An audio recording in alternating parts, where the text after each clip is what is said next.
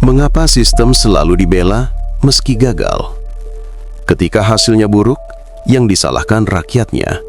Ketika kebijakan gagal, yang dibela justru sistemnya. Pertanyaannya sederhana tapi mengganggu. Kalau sistemnya benar, kenapa kegagalannya selalu diulang?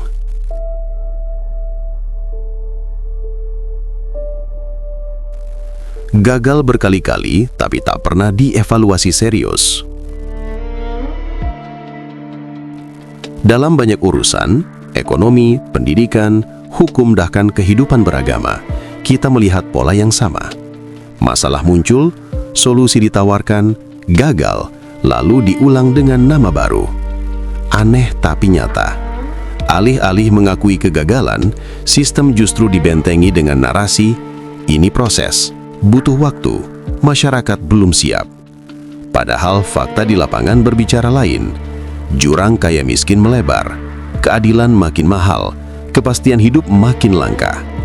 Namun sistem tetap dibela, seolah tak boleh disentuh, apalagi dikritik. Kritik dianggap ancaman, bukan perbaikan. Disinilah masalah besarnya. Ketika sistem dijadikan objek sakral, kritik berubah status. Bukan lagi masukan, tapi gangguan. Yang bertanya dianggap tidak loyal, yang mengingatkan dicap tidak konstruktif, yang menyusulkan arah baru disebut tidak realistis. Padahal dalam sejarah peradaban manapun, sistem yang sehat justru hidup dari kritik, bukan dari pembelaan buta. Jika sistem benar-benar kuat, ia tak akan runtuh hanya karena diuji. Sistem dibela karena banyak yang diuntungkan. Mari jujur, tanpa basa-basi. Sistem sering dibela bukan karena ia adil, tapi karena ia menguntungkan segelintir pihak. Selama kursi aman, akses terjaga, kepentingan terlindungi, maka kegagalan di bawah bisa dianggap angka statistik. Rakyat diminta sabar, umat diminta tenang, nilai diminta menyesuaikan. Sementara sistem tak tersentuh. Agama sering dijadikan tameng kegagalan. Lebih ironis lagi, ketika sistem gagal, agama sering ditarik ke tengah sebagai peredam. Narasi yang muncul, jangan bawa agama ke ranah ini. Agama itu urusan pribadi, yang penting stabil. Namun di saat yang sama, nilai agama dipakai untuk menenangkan umat, meminta kepatuhan, meredam kritik moral. Agama dijadikan tameng, bukan kompas. Padahal dalam Islam, nilai justru hadir untuk mengoreksi sistem, bukan membenarkannya ketika salah.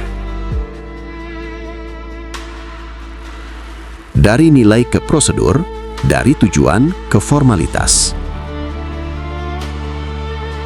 Salah satu ciri sistem yang gagal tapi terus dibela, ia kehilangan tujuan tapi sibuk dengan prosedur.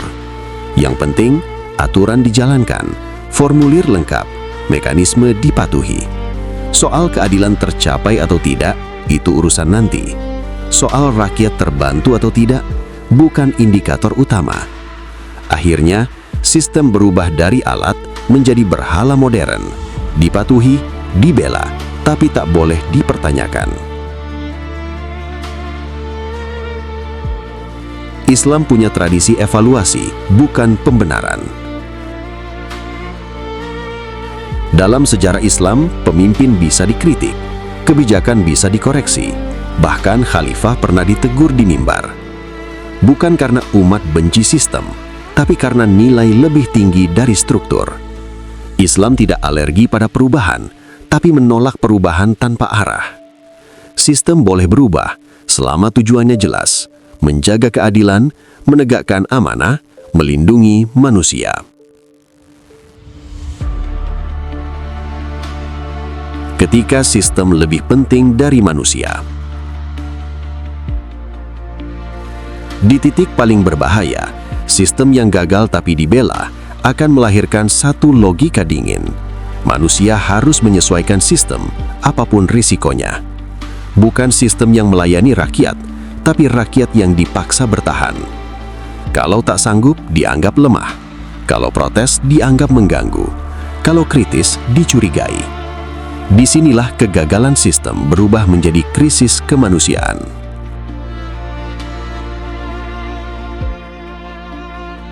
Sistem itu alat, bukan tujuan.